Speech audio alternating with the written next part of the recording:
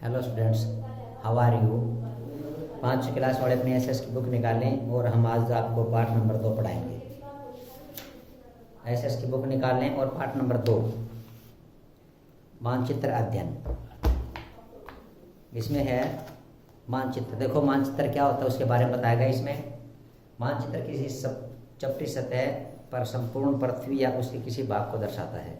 इसे कागज, बोर्ड या दीवार पर भी बनाया जा सकता है। जो मानचित्र होते हैं उनको हम कागज पे बना सकते हैं, दीवार पे बना सकते हैं या किसी बोर्ड पे बना सकते हैं। हम पहले पढ़ चुके हैं कि ग्लोब पर सभी महासागर, महाद्वीप, नदियाँ आदि अपने वास्तविक रूप में देखी जा सकती हैं, लेकिन ग्लोब की कुछ कमियां हैं। जैसे इसे एक स्थान से दूसरे स्थान पर ले जाना कठिन है।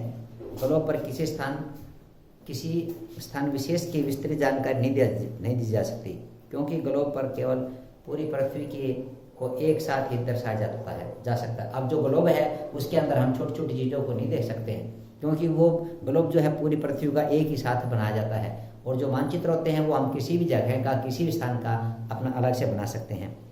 परंतु मानचित्र के साथ ये समस्या नहीं है। आप पूरे विश्व का या उसके किसी एक भाग का भी मानचित्र बना सकते हैं। आप किसी महाद्वीप, देश, शहर, राज्य, कॉलोनी, यहाँ तक कि अपने घर का मानचित्र बना सकते हैं। आप मानचित्र या अपनी कक्षा का मानचित्र बना सकते हैं। विद्यालय या अपनी कक्षा का भी मानचित्र बना सकते हैं। अब मानचित्रों के प्रकार हैं। मानचित्र 2 प्रकार के होते हैं। एक तो होता है राजनीतिक मानचित्र और दूसरा होता है प्राकृतिक मानचित्र। राजनीतिक मानचित्र वो होते हैं जिन मानचित्रों के अंदर देशों तथा राज्यों के बीच की सीमाओं को दर्शाते हैं। साथ ही ये देशों एवं राज्यों की राजधानियां एवं अन्य महत्वपूर्ण शहरों को भी दर्शाते हैं। जो राजनीतिक मानचित्र होते हैं उसके अंदर किसी देश की या किसी शहर की सीमा रेखाएं दिखाई जाती हैं, और राज्य तथा उसकी राजधानियां और महत्वपूर्ण जो शहर होते हैं उनके को भी दिखाया जाता है। अब दूसरा होता है प्राकृतिक मानचित्र। प्राकृतिक मानचित्र वे मानचित्र होते हैं जिसके अंदर प्रकृति के विभिन्न स्वरूपों जैसे पहाड़, पठार, मैदान, नदी तथा घाटी आदि को दर्शाते हैं। जिस मानचित्र के अंदर पहाड़, मैदान, घाटी, नदी और मैदान आदि जो भी कुछ दर्शाया जाता है उसको हमें प्राकृतिक मानचित्र कहते हैं। आगे है, इन 2 प्रकार के मानचित्रों के अलावा और भी क्या अतिरिक्त और भी मानचित्र होते हैं, जैसे स्थलाकृतिक, भूकर, विषयक आदि। अब हम आपको स्थलाकृतिक जो स्थल होते हैं उनके बारे में बताते हैं। वो मानचित्र क्या होते हैं। ये मानचित्र पृथ्वी की सतह पर विस्तृत जानकारी देते हैं, जैसे धरातलीय स्वरूप, पहाड़, पठार आदि एवं अन्य प्राकृतिक स्वरूप। ये मानचित्र कुछ मानव निर्मित सुविधाएं जैसे रेल मार्ग, सड़क मार्ग आदि को भी दर्शाते हैं। जो हमने बताया स्थलाकृतिक, वो मानचित्र रेल मार्गों को भी, जो रेल के रास्ते होते हैं उनको बताते हैं और सड़क मार्ग को भी बताते हैं। आगे है भूकर मानचित्र। यह किसी भी शहर या गांव का मानचित्र होता है जो इनकी गली, भूखंड, खेत आदि को विस्तार से दर्शाता है। जो भूकर मानचित्र होते हैं वो किसी गांव के या किसी शहर के होते हैं, और जो उसका आकार है उनको हम बड़ा करके दिखाते हैं। और तीसरा है विषयक मानचित्र। देखो आगे, ये मानचित्र किसी चुने हुए विषय को ही दर्शाते हैं, जैसे मौसम, जनसंख्या, सड़क, वनस्पति आदि को। मानचित्रों की पुस्तक को मानचित्रावली, एटलस कहते हैं। इनमें अनेक प्रकार के मानचित्र होते हैं। यह भूगोल के विद्यार्थियों के लिए बहुत ही उपयोगी होता है, बहुत ही महत्वपूर्ण होता है। यह भूगोल के विद्यार्थियों के लिए मानचित्रावली एटलस के अंत में एक सूची दी जाती है, जिसकी सहायता से आप मानचित्र पर अक्षांश तथा देशांतर के अनुसार विभिन्न स्थानों को ढूंढ सकते हैं। जो मानचित्र होते हैं उसके कोने में कुंजी दी जाती है, उसकी सहायता से हम देशांतर और अक्षांश रेखाओं की सहायता से हम किसी स्थान को ढूंढ सकते हैं। अब आगे है एक मानचित्र की कुंजी। मानचित्र के कोने में एक कुंजी होती है जिसकी सहायता से हम मानचित्र को पढ़ सकते हैं। मानचित्र में विभिन्न स्वरूपों को दर्शाने के लिए प्रयोग किए गए रंगों एवं चिन्हों का इसमें विवरण होता है। किसी भी मानचित्र के अध्ययन के लिए निम्नलिखित बातों को जानना बहुत ही जरूरी होता है। एक तो है मानचित्र की रंग योजना। जो मानचित्र होते हैं उसमें कौन सा रंग किस चीज को दर्शाता है। इसमें देखो, पहाड़ों के लिए गाढ़ा भूरा रंग होता है। जो पहाड़ों को दर्शाया जाता है उसके लिए हमें गाढ़े भूरे रंग का प्रयोग करना पड़ता है। और आगे है हल्का भूरा या पीला रंग, या तो हल्का भूरा हो या फिर पीला रंग हो, उसके लिए हम उस रंग का प्रयोग छोटी पहाड़ी अथवा पठार आदि को दर्शाने के लिए करते हैं। और आगे इसमें जलीय क्षेत्र, जैसे कहीं पे महासागर है, नदी है, तालाब है, उस पानी वाले क्षेत्रों को दर्शाने के लिए हम नीले रंग का प्रयोग करते हैं। कम गहराई वाले जलीय क्षेत्रों के लिए हल्का नीला रंग होता है, गहरे पानी के लिए गाढ़ा नीला होता है। अभी नीचे दे भी रखा है, गाढ़ा भूरा पहाड़ के लिए और पीला है पहाड़ी तथा पठार के लिए, हरा रंग है मैदान के लिए और नीला है कम गहराई वाला, हल्का नीला कम गहराई पानी के लिए और गाढ़ा नीला है वो ज़्यादा पानी के लिए होता है, गहराई वाले। कभी कभी वनस्पति जनसंख्या घनत्व अधिक को दर्शाने के लिए भी अलग अलग रंगों का प्रयोग किया जाता है। अब जैसे जहाँ पे ज़्यादा जनसंख्या होती है उसके घनत्व को, उसकी औसत को निकालने के लिए अलग अलग रंगों का प्रयोग भी किया जाता है। अब नंबर है इसमें ख दिशा। सामान्यतः मानचित्र के एक तीर का निशान, मानचित्र पर एक तीर का निशान होता है, ऊपर की तरफ होता है जो दिशा दर्शाता है। इसमें तीर का चिन्ह सदा उत्तर की ओर होता है, जो इसमें एक एरो का निशान होता है जो हमेशा उत्तर की तरफ रहता है। अगर मानचित्र पर ऐसा कोई चिन्ह न हो तो मानचित्र के ऊपरी भाग को सदैव उत्तर तथा नीचे की तरफ हमेशा दक्षिण और बाएं भाग की तरफ पश्चिम तथा दाएं की तरफ पूर्व माना जाता है। उत्तर तथा पूर्व के बीच की दिशा उत्तर पूर्व, उत्तर तथा पश्चिम के बीच की दिशा उत्तर पश्चिम, दक्षिण तथा पूर्व के बीच की दक्षिण और पूर्व तथा दक्षिण एवं पश्चिम के बीच की दिशा को दक्षिण पश्चिम कहा जाता है। अब भारत का मानचित्र देखिए, आप पाएंगे कि असम, नागालैंड, अरुणाचल प्रदेश और इसके अन्य पड़ोसी राज्य भारत के उत्तर पूर्व में हैं, जबकि केरल और लक्षद्वीप भारत के दक्षिण पश्चिम में है। पैमाना, अब आगे है पैमाना। यह तो आप सभी जानते हैं कि मानचित्र किसी स्थान को बहुत छोटे रूप में दिखाता है, इसलिए मानचित्र बनाने के लिए मानचित्र पैमाने की सहायता ली जाती है।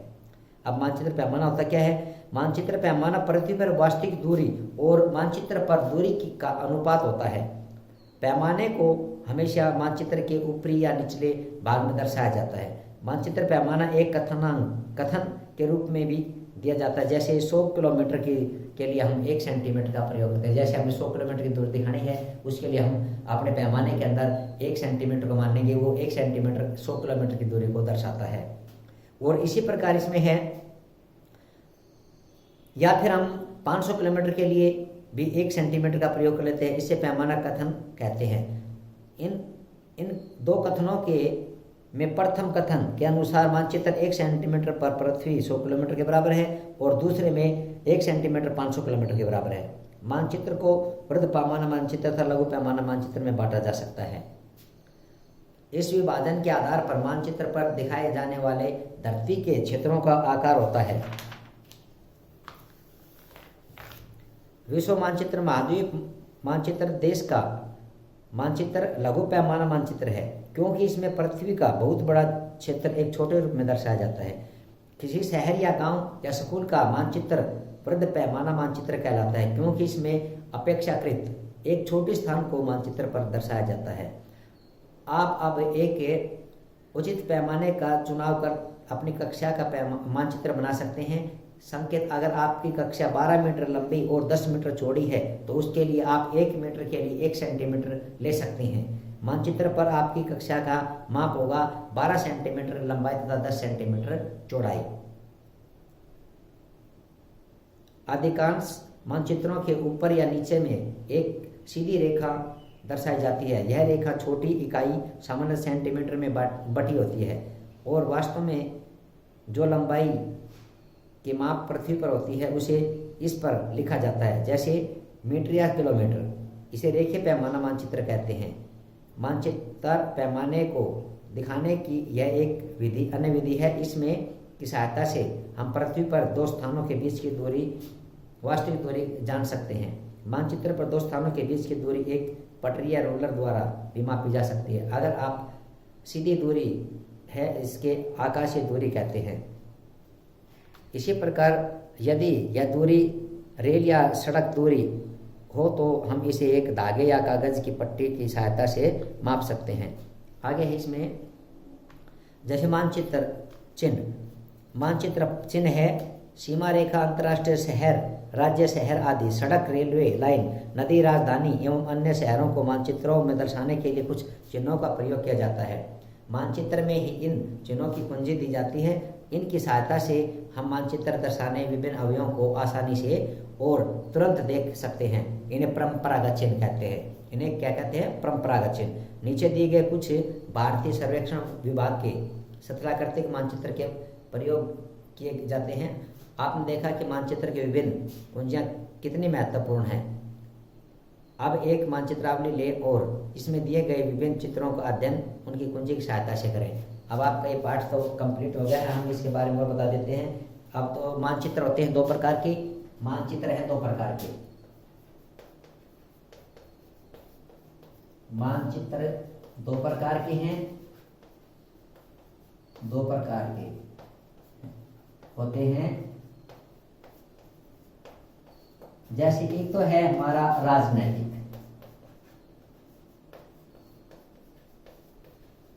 राजनैतिक मानचित्र, और दूसरा हमारा प्राकृतिक। इन दोनों मानचित्रों के अलावा और भी तीन प्रकार के, इनके अलावा और भी मानचित्र हैं। जैसे इसमें एक है स्थलाकृतिक,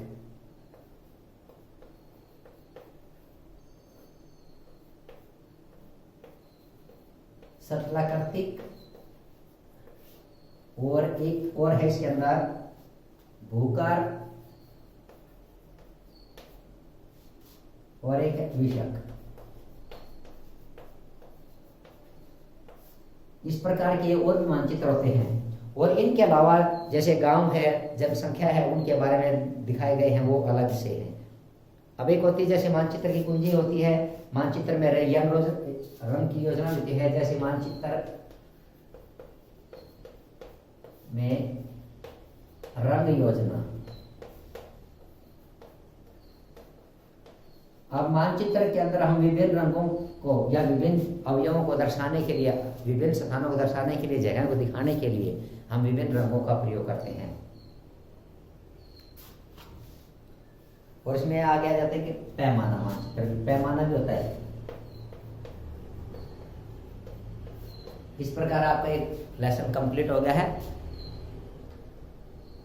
इसके बाद हम आपको ये कराएंगे। अब एक बार फिर देख लें, मानचित्र दो प्रकार के होते हैं। जैसे एक राजनीतिक मानचित्र और एक प्राकृतिक मानचित्र है। और नंबर स्थलाकृतिक मानचित्र भूकर विषय है। मानचित्र में रंग योजना भी होती है, जो हम रंगों के अनुसार उस स्थान को दर्शाते हैं। इसके बाद जैसे आपका है विषयक मानचित्र, भूकर मानचित्र क्या होते हैं? किसी भी शहर या गांव का मानचित्र होता है इसमें गली, भूखंड, खेत आदि को विस्तार से दर्शाया जाता है। और एक होता है विषयक, इसमें चुने हुए स्थानों को दिखाया जाता है। जैसे मौसम है, जनसंख्या, सड़क है, वनस्पति है। और एक मानचित्र कुंजी भी होती है, जो मानचित्र के एक कोने में दी जाती है। उसकी सहायता से हम किसी भी अक्षांश और देशांतर रेखाओं को देखकर उनकी स्थान की स्थिति का पता लगा सकते हैं। एक होता है फिर पैमाना मानचित्र। पैमाना मानचित्र होता है जैसे हमें किसी भी चीज़ का मानचित्र बनाना पड़ता है, तो अगर ज़्यादा हमें 100 किलोमीटर का बनाना है तो हम अपने 1 सेंटीमीटर को 100 किलोमीटर के बराबर मान लेते हैं, या फिर 500 किलोमीटर को 1 सेंटीमीटर के बराबर मान के मानचित्र बना सकते हैं।